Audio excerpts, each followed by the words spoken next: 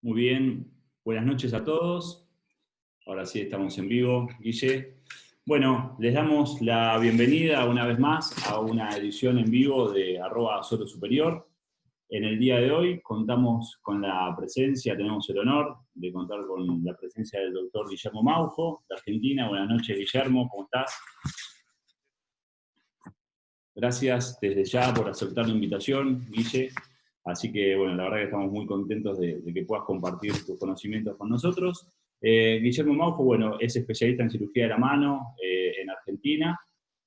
Actualmente desarrolla su actividad en el Centro Mapasi, en Rosario. Es secretario científico de la Asociación Argentina de Cirugía de la Mano. Y en el Centro Mapasi se desarrolla como director del Departamento de Docencia. Bueno, Guille, probemos el audio, Guille, que quiero ver si se escucha bien. Sí, buenas noches. Hola, Hernán. Buenas noches a todos los que nos están viendo. Antes que nada, agradecerte una vez más por esta invitación. Sabés que para mí es un gusto compartir este rato con vos y con todos los amigos, hablando de casi esta charla entre amigos de cosas que nos gusta tanto hacer, como es la cirugía de miembro superior. Me parece que te voy a repetir lo que ya te he dicho en persona, y es agradecerte y valorar la idea y el esfuerzo de haber creado este Instagram que nos da este lugar, este espacio para encontrarnos, para charlar más informalmente, y un espacio para un montón de gente que realmente le interesa y nos va interesando escucharnos entre todos y salir del foco, digamos, de lo que está prearmado, ¿no? Esto es una cosa bien para que discutamos sobre los temas que nos gustan, así que agradecerte muchísimo esta oportunidad. Buenísimo, bueno, gracias por tus palabras, Guille. La verdad que, sinceramente, me pone muy contento que hayas aceptado la invitación, sabés que te aprecio mucho, así que, bueno, es importante que estés acá. Bueno, hoy el doctor Maujo nos va a hablar del manejo artroscópico del dolor lateral del codo, así que, bueno, ya te doy lugar para que compartas tu presentación, Guille, y es toda tuya la pantalla.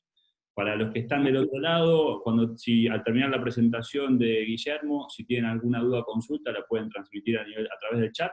Así, al finalizar la presentación, se la hacemos a Guillermo y él puede responder. Bueno, adelante, Guillermo. Bueno, muy bien.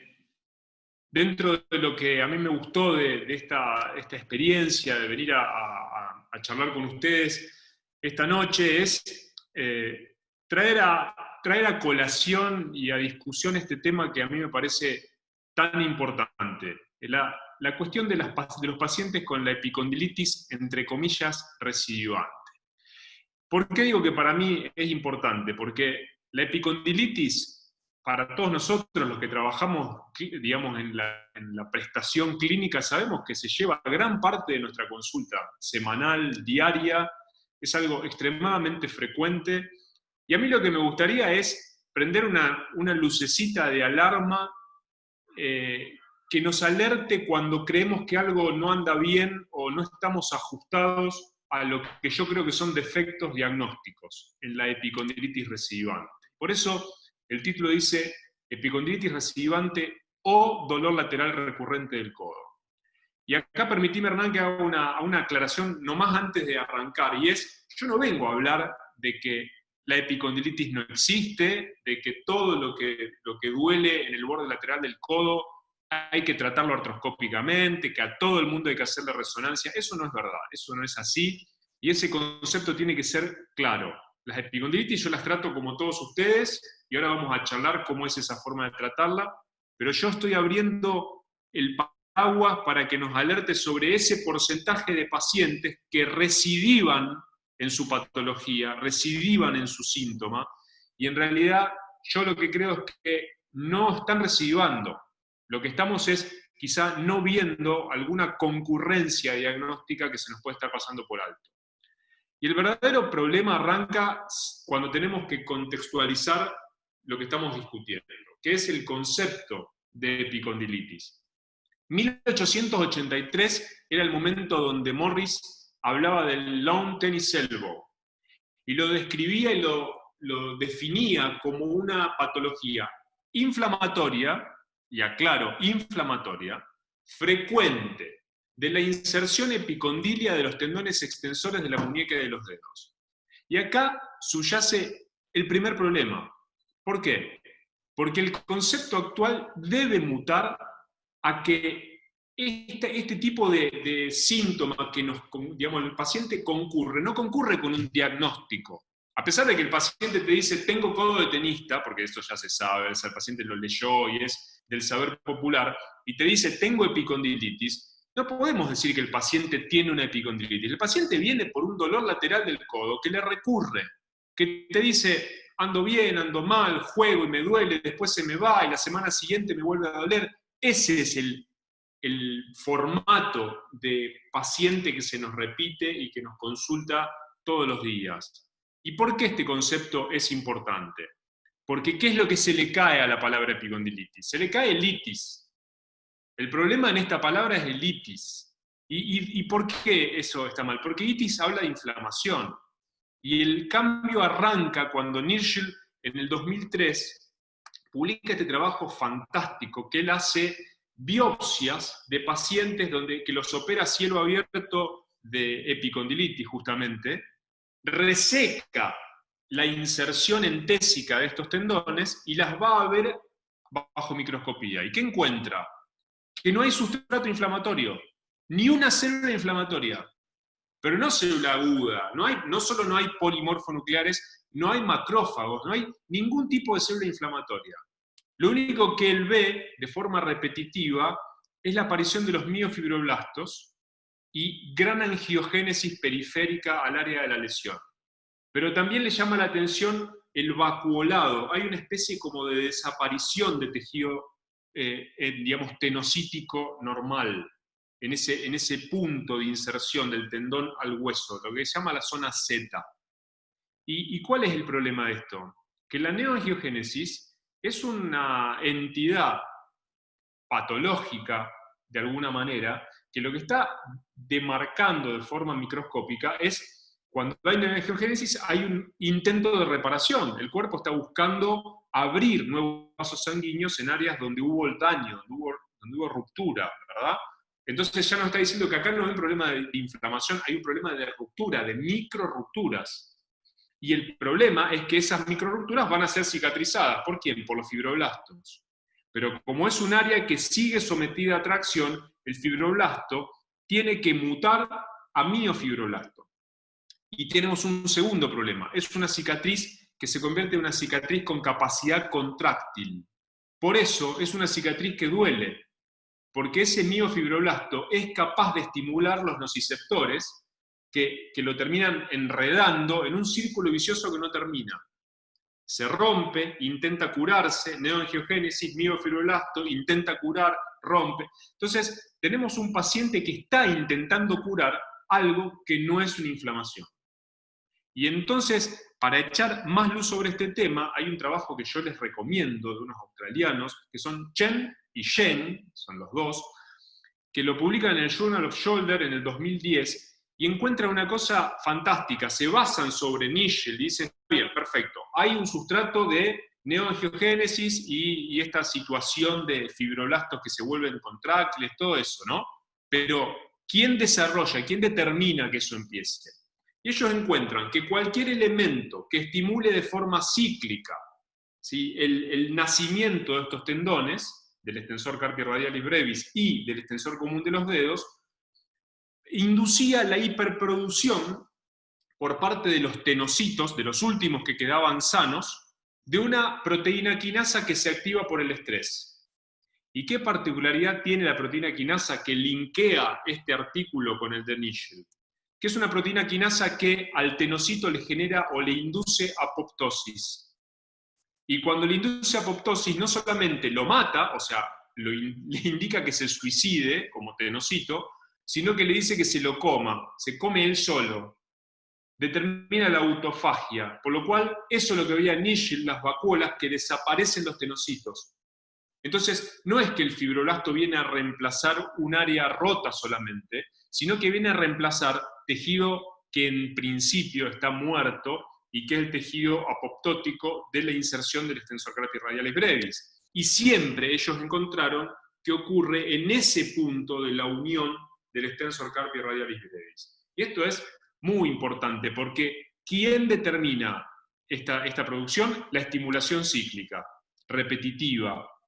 Y es esto, es todo lo que vemos todos los días. El trabajador, el que retuerce, el que percute, o sea, tiene que haber una estimulación de lo que llamamos contracción excéntrica de los epicondilios que empieza a producir la tracción de su zona entésica, pero sobre todo en el tenista.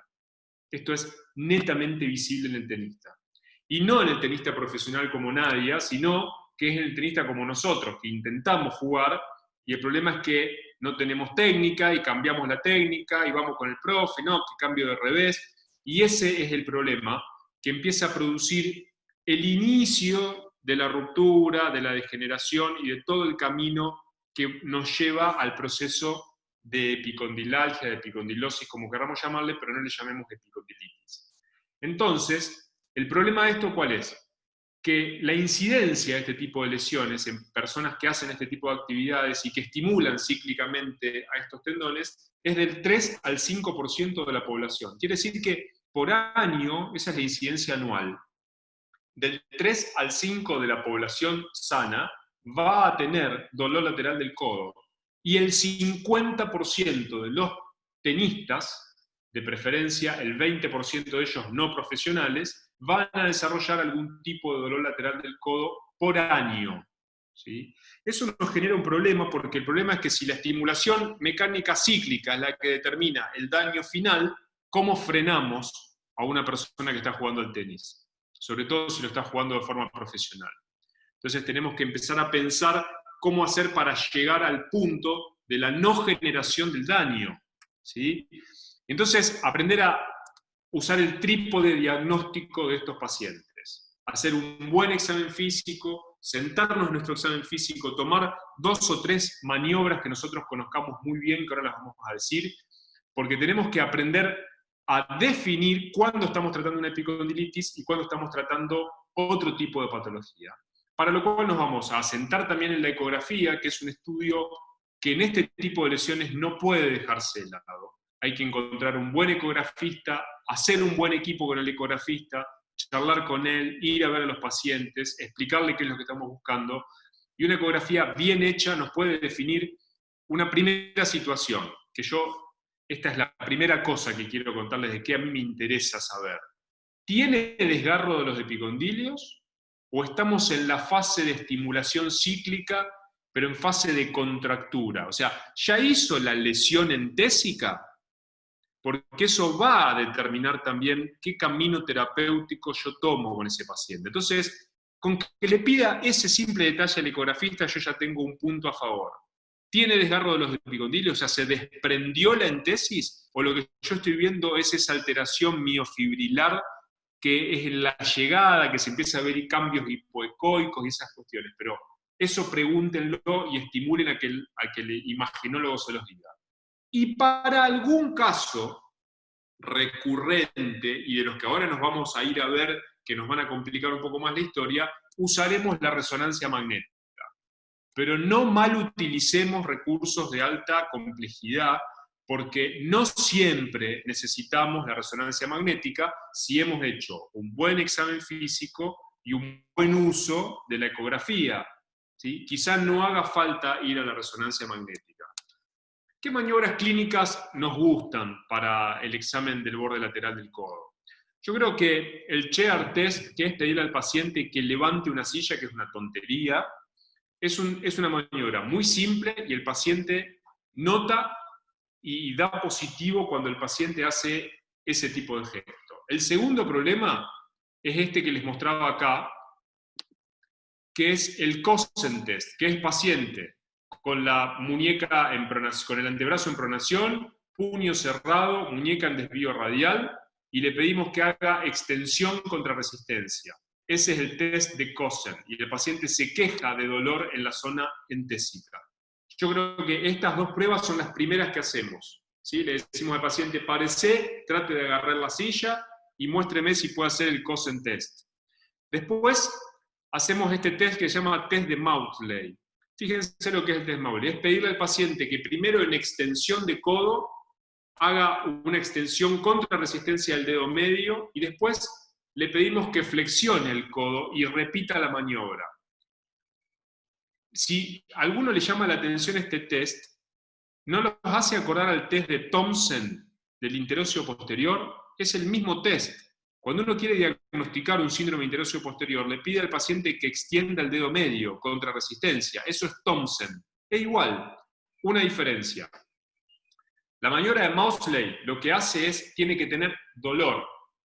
El test de Thompson lo que tiene es debilidad contra resistencia, porque lo que el paciente no puede en el interóseo posterior es vencer la fuerza. El paciente acá vence la fuerza y siente el dolor y le molesta en el codo. Esa es la diferencia entre interóseo posterior y epicondilitis. Y la segunda diferencia es que el paciente con interóseo posterior, cuando le pedimos que flexione el codo, ahí estaba, quería volver a la misma imagen, cuando le pedimos que flexione el codo y le preguntamos si le duele más o menos, cuando tiene epicondilitis, le duele menos. ¿Por qué? Porque al flexionar el codo relajamos los extensores, ¿sí? Que son biarticulares, y el paciente siente un alivio en la extensión contra resistencia. En cambio, en la extensión contra resistencia del interóseo posterior, la debilidad continúa exactamente igual. ¿Está? ¿Eso queda claro? Y eso es muy importante porque este tip de tratar de definir si la lesión es una lesión entésica epicondilia o es una lesión tipo plica o un interóseo posterior, es el primer paso de saber dónde me voy a parar como diagnóstico, ¿verdad? Y entonces voy a usar dos test más. Este que estamos viendo a la izquierda es palpar el soft spot radiocapitelar y saber si al paciente le duele el epicóndilo o si le duele la zona posterior del codo. Y el de la derecha es el pivot shift de O'Driscoll, que es para ver si hay alguna inestabilidad posterolateral rotatoria. Creo que estas dos maniobras son muy importantes para definir esa diferencia. Ahora les voy a contar qué hacemos en el 90% de los casos. Esto que yo les decía, vamos a lo habitual, al paciente de todos los días. Paciente que yo confirmo que no todas esas maniobras son negativas, solo le da positivo para epicondilitis, para dolor bien puntual en epicóndilo, y a ese paciente le pedimos tres cosas. La primera y no menor es reeducarlo en sus funciones. Pero eso no es una tontería que nosotros tenemos que pasar por alto y dejárselo solamente a nuestro terapeuta físico. Tenemos que hablar nosotros con el paciente y explicarle que un gesto tan simple como estar acostumbrado a levantar las cosas con la palma de la mano hacia abajo, por ejemplo, un bolso, una silla, el termo del mate, lo que fuera, pero todo lo que hacemos en pronación y en extensión genera una sobrecarga de los extensores. Entonces hay que educarlo con las pequeñas cosas de la vida diaria. Mire, levante las cosas desde abajo, ponga la mano en supinación y todo levante, no le vas a decir supinación, ¿no? Pero el paciente le vas a explicar que lo haga con las palmas hacia arriba, que no levante sillas, que no levante nada que tenga que hacer con carga en este sentido, para que él pueda trabajar con su bíceps y deje de trabajar con los epicondilios, que deje de retorcer, que cambie un poco las actividades, pero eso se lo tenemos que enseñar nosotros. Y hacer un equipo, como siempre, con nuestro terapeuta de rehabilitación, para que defina un protocolo a seguir en este tipo de pacientes que incluya dos cosas. El trabajo para mejorar la situación dolorosa y qué tipo de protección le vamos a poner al paciente, por ejemplo, algún tipo de ortesis blanda. Ustedes saben que existe una ortesis muy buena que se llama Counterforce Brace. El Counterforce Brace es un brace chiquito, que incluso hay gente que puede usar hasta una muñequera como Counterforce Brace, si es que no consigue el Counterforce Brace que viene con abrojo, que se pone 2 traveses de dedo por debajo del epicóndilo, y a partir de ahí empieza el Counterforce Brace. No hay que poner codera a estos pacientes.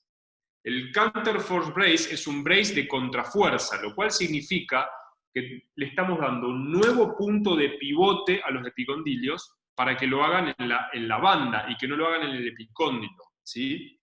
¿En qué forma se lo tiene que apretar? el paciente tiene que hacer fuerza de prehensión, de preferencia agarrando un lápiz, un fibrón, el mango de la raqueta, tiene que hacer prehensión, ¿sí?, de toda la mano y flexión de muñeca. Ese es el punto máximo de tensión que va a tener y ahí lo tiene que apretar, ¿sí? Porque ahí es donde tiene que hacer, él tiene que sentir que no que le comprime, pero tiene que sentir que la carga se produce en el counter force brace. Una cosa que tenemos que hacer en la reeducación es hablarle, si bien hay gente que no sabe nada de tenis, hay una cosa que sí los pueden ayudar y es esta, miren, un secreto bastante fácil. Le tienen que decir, si usted juega al tenis, la primera cosa es que tiene que calentar y elongar, siempre. Que la elongación se hace excéntrica, ¿sí? Que la elongación, aunque sea contra una pared, pero tiene que durar por lo menos cada uno de los gestos de elongación 12 segundos, ¿sí? Para que el sarcómero logre estirarse, porque si no, se hace así y hace un segundito. Eso tiene que ser repetitivamente por lo menos 10 repeticiones de 12 segundos cada vez. Lo otro que le vamos a explicar es que el grip correcto de la raqueta, porque muchas veces el problema es que tienen un grip chico, aprietan demasiado la empuñadura de la raqueta. Entonces hay un secreto, Hernán, que es muy fácil, que es este. Le pedís al paciente que abra la mano, que cierre el dedo medio y se toque hasta donde llega y le marcás con una virome ese punto y estira. Agarrás 1 centímetro o 1 centímetro de costurera y tiene que medir desde donde marcó hasta la punta del dedo. Eso que marcó tiene que ser el diámetro del grip de la raqueta, ¿sí? Generalmente están jugando con grip más chico que eso. Eso no sabés lo que cambia. No sabés lo que cambia. Hay que pedirle que mire la encordadura, que no esté ni muy dura ni muy blanda, porque a veces se lo ablandan demasiado, dicen que le impacta, y hacen el efecto bowstringing y tienen que empujar la pelota para salir y es doble problema. Entonces, ni blanda ni dura, es la correcta. Eso hay que hablar con un encordador que sepa del tema y el mismo encordador le dice la tensión para el tipo de paciente. Y el tercer tema es la infiltración. Y acá viene la historia, ¿no? Porque la verdad es que yo infiltro. La verdad que yo infiltro, pero la pregunta que me hacen un montón de veces es si aún tienen indicación las infiltraciones. No, mire, doctor, a mí no me gusta que me infiltren porque la verdad es que me dijeron que eso no sirve para nada, que mañana vuelvo a andar igual. Entonces hay que aprender 2 cosas. La primera es con qué lo voy a infiltrar. ¿A todo el mundo le hacemos PRP? No. ¿A todo el mundo lo mandamos a preloterapia? No. La primera infiltración, tampoco seamos tan papistas, se puede hacer con corticoides. Y se van a llevar muchas sorpresas. Anda bien la infiltración con corticoides. Pero el consejo que les doy es que le digan esto al paciente. Díganle esto. Mire, señor, yo probablemente no lo cure a usted.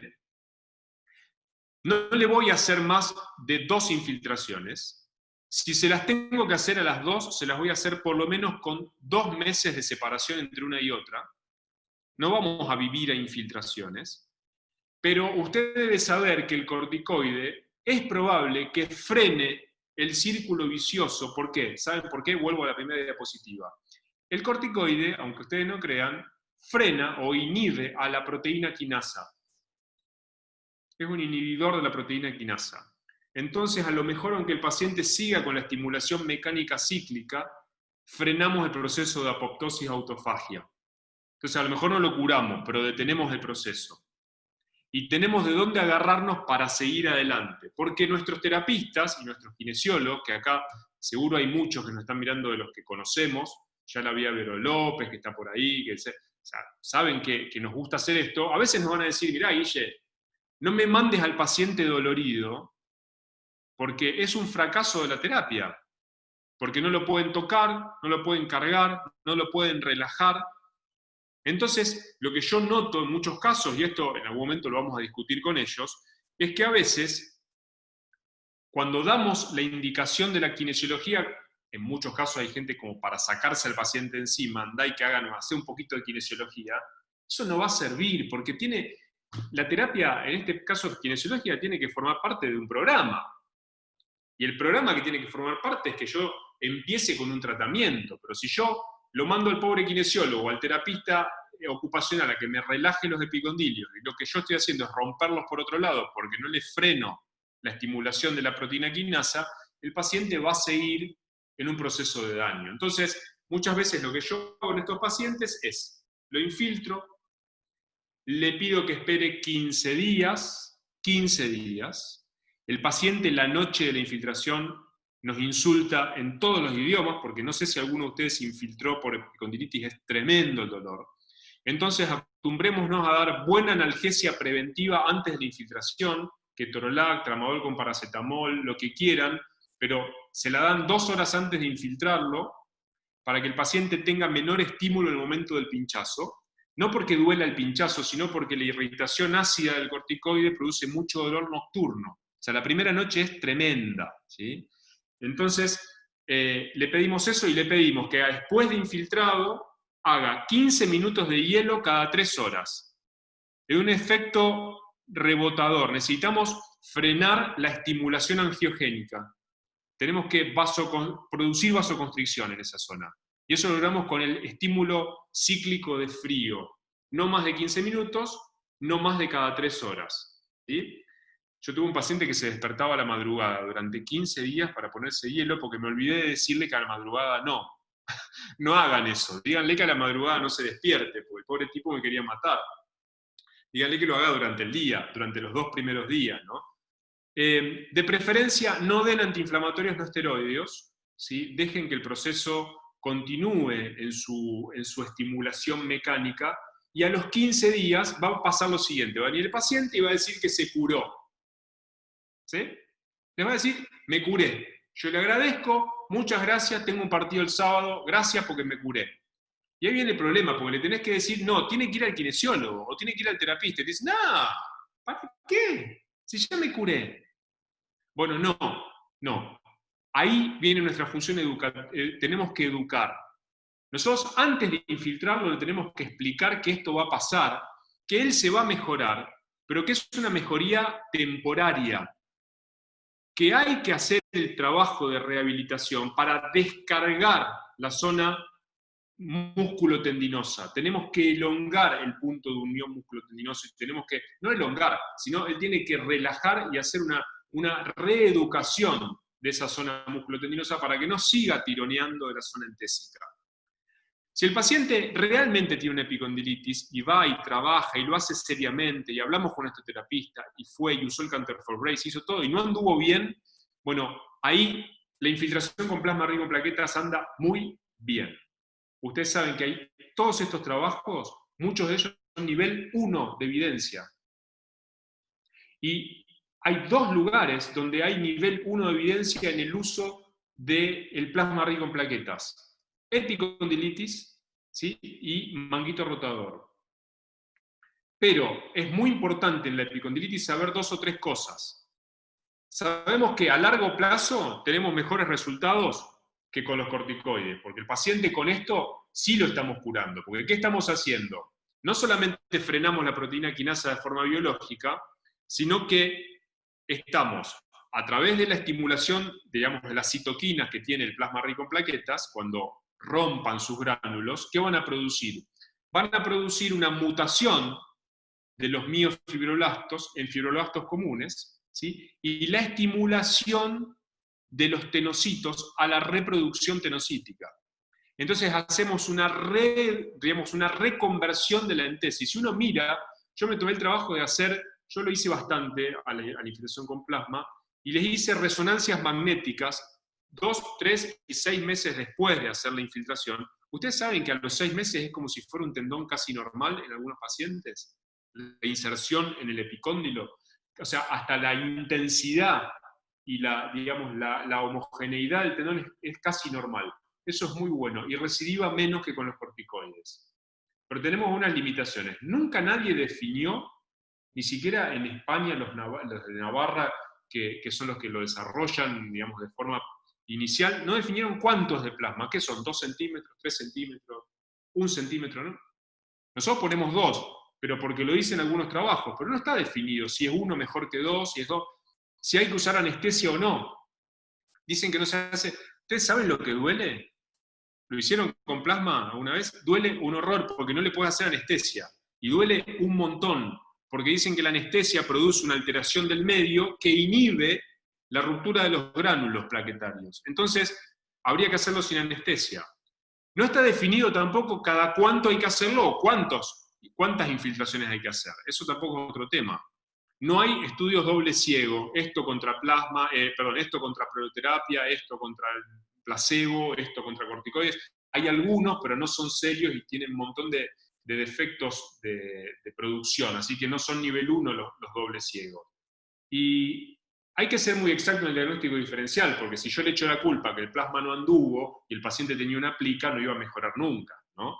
Y el verdadero problema que tenemos con el plasma es es que estamos en Argentina. Para los que nos están viendo que no están en Argentina, que son sudamericanos, están en España, nosotros tenemos este problema. No nos lo cubren las prepagas y es un método extremadamente caro, ¿sí? Entonces tenemos una limitación que sería algo bueno de utilizar y no lo podemos utilizar. Pero hasta acá quiero que quede claro esto. Esto es lo que yo hago todos los días, ¿eh? Esto no es que viene el paciente a verme y artroscopía de codo. No, no, no. El paciente viene a verme, tiene una epicondilitis, el paciente se infiltra, espera 15 días y empieza su rehabilitación. ¿Cuándo empieza el problema? ¿Cuándo me empiezo a preocupar y hay algo que no me empieza a cerrar? Cuando el paciente vuelve me dice, siento como que se me bloquea ahora el codo. Hay como un ruido ahí, una cosa rara. ¿Vieron alguna epicondilitis que haga ruido? No. Cuando me dice, no mejoré nada con la infiltración. El paciente puede decir que mejoró más o menos, bueno, un 80%. Ahora, no mejoré nada. Ojo, el que empeoró con la infiltración. Ojo con eso, ¿sí? El que dice, me duele permanente ahora. No me duele cuando juego, me duele cuando estoy sentado, cuando miro la tele, cuando voy al baño, cuando estoy durmiendo, cuando me despierto a la noche. Ojo, empieza a haber problemas. Este es peligroso. El que dice, mira, yo no sé qué es lo que me pasa, pero siento como que se me va a salir, siento que el codo se me hace una especie como si se me sale, lo siento como flojo, pero nunca se me salió, entra como solo, hace como un ruidito y lo siento como flojo. Eso es raro. Y el último es cuando no le duele cuando levanta cosas, le duele atrás y cuando estira el codo. Dice, el otro día estaba saludando y cuando saludé o paré el colectivo y estiré el codo, me dolió atrás. Bueno, estas son las cosas donde acá, atención, y acá empieza mi charla, acá es donde yo quiero empezar a abrir los ojos. Hasta acá todo bien y ya estamos todos de acuerdo, ¿sí? El problema empieza acá, porque esta es mi pregunta. ¿Todos los dolores laterales del codo empiezan ahí? Todo es como decía, entonces son todos recidivantes. Lo que le pasa al paciente cuando vuelve y cuando vuelve y cuando vuelve es que no le curé el extensor carpi radialis brevis. O sea, tan poco me interesa el resto del codo. Nosotros estamos hablando, esto como cuando yo el otro día hablaba de la muñeca, estamos en una especie de cuadrícula chiquitita, pero ¿cuántas patologías hay en ese espacio? Entonces, esta pregunta, hágansela, lean estos trabajos, fíjense cómo hay una gran cantidad de patologías que se asocian, que se disimulan. Y entonces, cuando me pasó todo eso, empiezo a abrir los ojos y me empiezo a preguntar esto. Esa área entésica tiene una inserción mixta, es un núcleo de ensamble de 3 o 4 estructuras anatómicas todas juntas, que no tienen una gran diferenciación anatómica macroscópica. Sí la tienen microscópica, pero incluso microscópica la entesis y, por ejemplo, el extensor carpi radialis brevis con la cápsula casi se mezclan en su inserción. Pero también se inserta el ligamento lateral externo, en el mismo punto de inserción, su punto isométrico es ahí. También se inserta parte de las plicas, o sea, la cápsula lateral tiene plicas, y todo va al mismo lugar. Entonces, recordar que esta inserción mixta, cualquiera de las estructuras pueden producir síntomas. Y entonces, aprender a afinar un poquito el ojo, porque todos esos pacientes que a mí me preocuparon van a resonancia magnética. No pidan artroresonancia. ¿Saben por qué? Porque tiene una trampa la resonancia del codo. El líquido sinovial de estos pacientes hace efecto artrográfico en T2 y en su presión grasa. Entonces, no hace falta que tengan que pedir artroresonancia o artrotac, porque si ustedes aprenden a mirar, miren estas historias, miren, resonancia de arriba a la izquierda.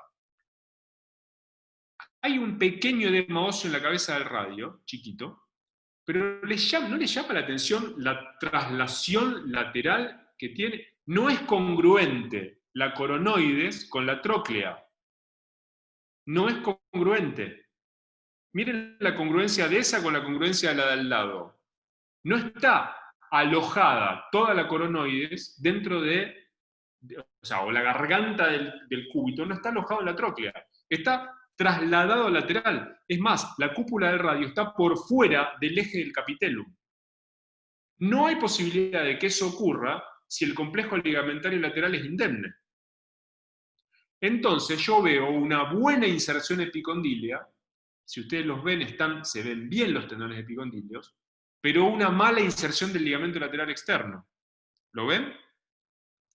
En la de al lado, buena inserción epicondilia, pero desaparición del ligamento lateral externo. No me lo tienen que venir a contar, lo tienen que ver ustedes a esto. En la de abajo, desaparición de los epicondilios, ligamento lateral externo sano, solo, quedó aislado, como una linita negra, en el medio de la ausencia de epicondilios. O sea, hay que aprender a mirar nosotros esto. ¿Por qué? Porque yo tengo la resonancia y la miro, y voy al paciente y lo toco, y vuelvo a la resonancia y la miro, y vuelvo al paciente y lo toco, y a mí muchas veces estas resonancias no vienen informadas, porque como yo digo siempre, el imagenólogo no tiene al paciente al lado. No le podemos pedir algunas cosas a ellos, que pobres están mirando el estudio y no saben, a veces ni siquiera somos claros en qué le estamos pidiendo, ¿no? Entonces, yo quiero alertar sobre la presencia de esta estructura anatómica. Las plicas del codo existen. La plica es una estructura anatómica normal, ¿sí? Es de cuando nos teníamos que dividir en cavidades embriológicamente y se formaba tejido mesenquimal. Bueno, quedó un residuo, que es la plica, ¿sí? Se ancla distalmente al ligamento anular y proximalmente justo en el punto donde nacen los epicondilios. ¿Saben que tenemos el 100% de los seres humanos plicas del codo? 100%. De todos los estudios anatómicos, todos tenemos plicas. Lo que pasa es que no todos la tenemos hipertrófica. Ese es el problema. La patología no es la plica del codo. La patología es la hipertrofia de la plica del codo. Y tenemos tres tipos de plica. Miren el dibujo que les puse ahí. Se dibuja en una tomografía, en una resonancia axial, se dibuja un reloj, 12, 3, 6 y 9, como hace en el hombro, y tenemos plicas anteriores, cuando están entre las 12 y las 3, laterales, cuando están entre las 3 y las 6, posteriores, que pueden ser posterolaterales o posteromediales, cuando están entre las 6 y las 9. ¿Sí? Esos son los tres tipos de plica que tenemos. ¿Y para qué sirven? Tienen un montón de funciones, pero la más importante es que está muy densamente inervada por mecanorreceptores, tiene terminales nerviosos libres, tiene todo tipo de nociceptores, por lo cual duelen cuando se hipertrofian y cuando se comprimen, duelen. No son un menisco, no tienen estructura fibrocartilaginosa, ¿sí? Ellas responden a la sobrecarga con hipertrofia.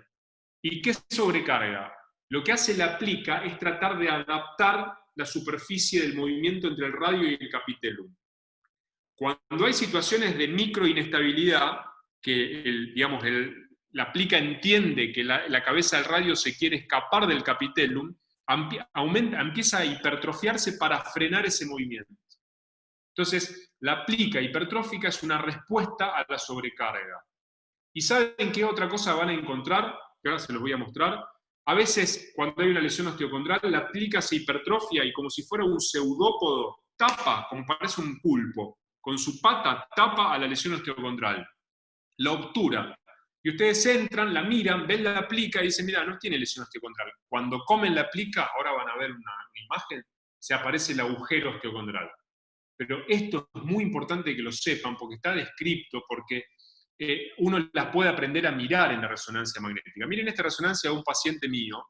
Fíjense esa imagen posterior de la imagen, de la plica de la izquierda.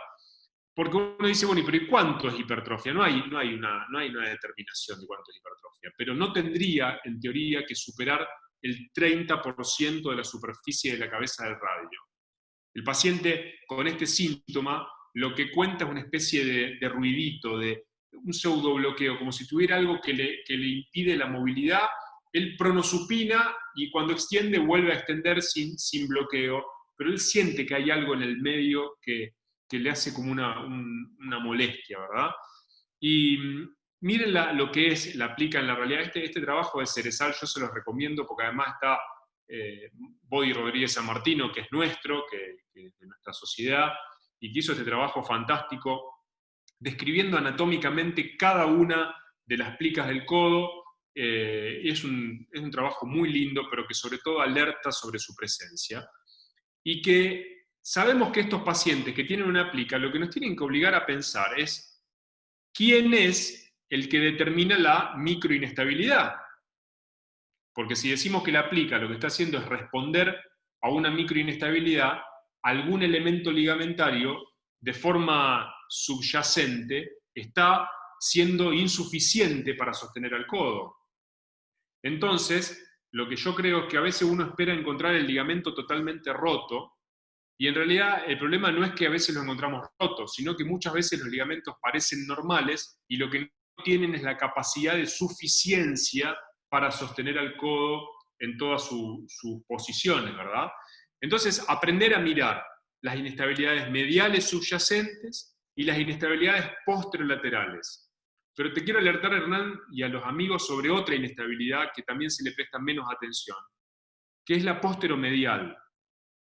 Cuando falla el ligamento transverso de Cooper, que aparentemente no tenía demasiada función, el paciente hace pivote en borde lateral en lugar de borde medial, y hace la inversa que la posterolateral.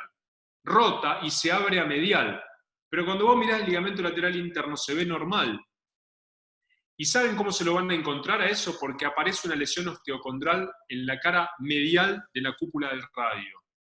¿Sí? Y empiezan a aparecer estas imágenes. Miren donde hay una lesión osteocondral en la tróclea del húmero. Imágenes raras, imágenes de insuficiencia posteromedial. Entonces, es muy importante que aprendamos a ver nosotros las imágenes de resonancia, porque sobre todo en T2 nos dan esa ayuda del sistema artrográfico, y cuidado porque tiene mucho falso negativo, ¿no? Tenemos entonces que dividir mentalmente y organizarnos en los tipos de lesiones que pueden dar dolor lateral de codo recurrente, intra y extracapsulares. Las extracapsulares ya las dijimos, lesiones ligamentarias, túnel radial y los epicondilios. Pero todas estas son intracapsulares, las lesiones osteocondrales, las plicas, los cuerpos libres, y ahí es donde viene la indicación formal de la artroscopía. ¿Sí? Y entonces, la utilidad de la artroscopía es todo esto, es hacer el diagnóstico, tratar las lesiones condrales, resecar las plicas, pero yo lo que quiero hablar con ustedes es sobre sacar un poco el miedo y el mito de que la artroscopía de codo hay que ser un eximio artroscopista para hacerla. En realidad es un gran miedo porque todos los pacientes se van a complicar, porque los nervios radiales, bueno, miren, para la artroscopía de codo hay que tener 3 o 4 puntos claves, porque yo quiero que la aprendan a hacer, y nadie va a cortar ningún nervio, porque somos todos cirujanos de mano, y si nos pasa, nos puede pasar como una tragedia, como nos puede pasar cualquier complicación, pero no porque lo vayan a hacer siempre y como una constante, no va a ocurrir eso. Primero, ¿cómo posicionan el paciente? El paciente, cuando lo posicionan, necesitamos cara anterior de codo libre, no empujen los nervios para adelante. Si ustedes le apoyan al paciente esto así, le están llevando el mediano y el cubital contra la cara de ustedes. El codo tiene que estar libre, tiene que estar suelto. Ustedes van a hacer una artroscopía de codo, tienen que dejarlo que el paciente flexione y extienda el codo. Eso es fundamental. Así arranca una buena artroscopía, con el posicionamiento. Y acá es el verdadero tip, que creo que acá podría haber hablado solo de esto y ya les daba la charla, que es el diseño de los portales. Miren, yo les cuento, hace muchos años empecé a buscar, era 2007, más o menos fines de 2007, principios de 2008, empecé a buscar hacer artroscopía de codo, y empecé a caminar y hacía ver quién me podía enseñar a hacer portales, porque la verdad que lo que leía en los libros no lo entendía muy bien, y empecé en el Special Surgery con David Olchek, con una experiencia complicada, porque el tipo no le gustaba mucho explicar, bueno, me costó sacarle cuál era la ventaja de algún portal, ¿no? Pero bueno, me vine, empecé a hacerlo, la verdad que seguía con dudas. Después caminé por Nueva Orleans buscándolo a Sawá, un fenómeno de persona y un maestro de la artroscopía y una persona fabulosa que me explicó un montón en su texano inglés.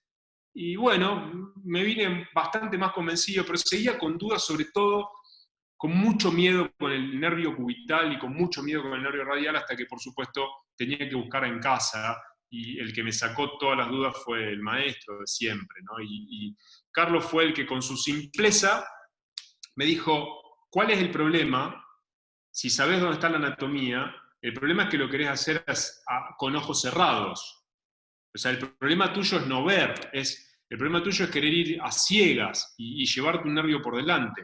Hacer una pequeña incisión, separar el nervio cubital, y nadie se va a morir por una incisión medial de 1,5 centímetros. Y eso me cambió la vida, porque son las enseñanzas de Carlos que te dice esas pequeñas cosas, y bueno, me enseñó que uno puede hacer una artroscopía sin tanto miedo. Siempre primero se coloca solución salina para distender la articulación, esto aumenta la distancia, eso te quita un poco de riesgo.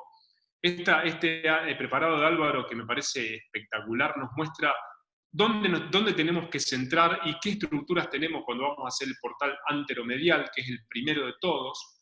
Es 2 centímetros aproximal y 2 centímetros hacia anterior de la epitróclea, y fíjense que está el tabique intermuscular y el nervio cubital queda por detrás. Y dice Sawá ahora que cuanto más anteriores nos vayamos, menor es el riesgo de lesión del nervio cubital. Ojo cuando el paciente esté traspuesto, ¿sí? Nunca vayan si el paciente le hicieron una transposición, ¿no? Y el portal tendría que ser ahí, tendría que ser en el medio, dejando el cubital para atrás y la arteria hacia adelante con el mediano, para entrar sin miedo al punto medio y apuntando hacia la articulación, y recordando que están con el paciente al revés, ¿verdad? La regla siempre de los 2 centímetros. 2 centímetros hacia arriba, 2 centímetros hacia adentro, los portales laterales también. Y la técnica se llama nick and spread. Es, toco con el bisturí, pero no me meto con el bisturí. Es pielcita y empiezo a disecar a tijerita delicada, o empiezo a disecar. O sea, no es, hago el bisturí y mando el trocar. Bisturí, despacito, tijerita, diseco, y en el anteromedial busco proteger no solo el nervio cubital, sino el nervio cutáneo antebraquial medial. Siempre empezamos por este portal, que es el portal anteromedial. Esto es lo que se ve la cúpula del radio, se ve la cápsula lateral, se ve el ligamento anular. Busquen eso, aprendan a mirar esa zona que es la inserción de la cápsula anterior, de la cápsula lateral y parte del ligamento lateral externo. Uno aprende a venirse hacia este lado para mirar la tróquea del húmero, la apófisis coronoides, la inserción de la cápsula anterior. Vean si no hay una fricción del ligamento anular, porque esa es una patología bastante común, si no hay una plica anterior, ¿sí? El segundo portal es este que describe Sawá, que es el del tenis elbow. Este portal se hace de adentro afuera. Esto es lo que se ve en el portal, así se hace el portal del tenis elbow. Estamos mirando desde atrás. Se marca y se entra como si fuera con una rodilla, con el bisturí. Ahí no hay ninguna estructura para romper. Es un corte muy chiquito, muy neto, y se puede trabajar desde ese portal. Esto es lo que se ve desde el portal de las partes blandas, que es el portal posterior. Fíjense, esa es la cavidad olecraniana. No hay posibilidad de que veamos esto si el ligamento colateral lateral cubital fuera suficiente, porque esto está demasiado abierto, llama mucho la atención esa apertura, ¿sí? Fíjense cómo uno revisa, buscamos toda la cúpula del radio en búsqueda de si hay plicas, así se ve una plica sinovial posterolateral. Fíjense que parece el menisco de una rodilla, parece un menisco roto, ¿sí? Fíjense el desgaste que le produce al cartílago del capitellum. Esto lo que hacemos siempre es tratar de sacar las plicas, limpiar para poder ver toda la cápsula lateral y la inserción de los epicondilios, y ver ahí adelante el ligamento lateral externo. Entonces así sabemos si ese ligamento está sano o no. Buscamos allá la zona de la inserción para también ver si hay una lesión en el punto que comparte. Fíjense ahí cómo se nota la entesopatía en la zona epicondilia. Lo que hacemos siempre es tratar de cruentar esa zona. En algún caso hay que estimular la zona y poner un arpón para reanclar los epicondilios o para anclar el ligamento lateral externo, porque se produce un daño bastante grande. Pero fíjense que estoy trabajando todo por atrás. Y eso es bastante seguro, porque trabajando por los portales posteriores casi no hay posibilidad de que generen ningún tipo de daño. Yo presenté este trabajo que era trabajar el dolor lateral todo por atrás, cuando no me animaba a hacer portales anteriores. La verdad que nos había ido muy bien, y la mayoría de estas patologías se pueden operar por portales posteriores y por portales posterolaterales. Y en algún caso hay que agregar este gesto, que es hacer una tenotomía de los epicondilios, como si estuviéramos abriendo, eso es un retrobisturí, como si estuviéramos abriendo un alerón rotuliano, ¿sí? Fíjense que nos estamos enganchando en la inserción de los epicondilios y los tenotomizamos, que eso hay que hacerlo hasta que uno vea liberado completamente todos los epicondilios, y después se reseca toda la plica. Esta es la resección de la plica, así se hace, hay que resecarla hasta que no quede absolutamente nada de plica sinovial lateral. Esta es otra imagen de cómo se ve una plica. Fíjense luego.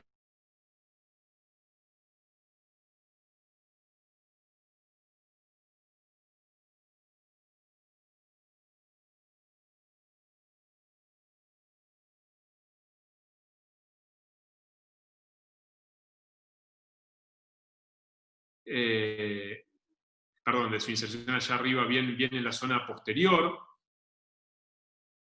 Ahí lo están viendo. Este paciente tenía agregado una lesión osteocondral, y miren cómo se movilizaba la zona ligamentaria. Y en estos casos, cuando vemos este tipo de patologías, lo que hay que hacer es una reinserción, con un mini open, una reinserción del ligamento colateral lateral cubital.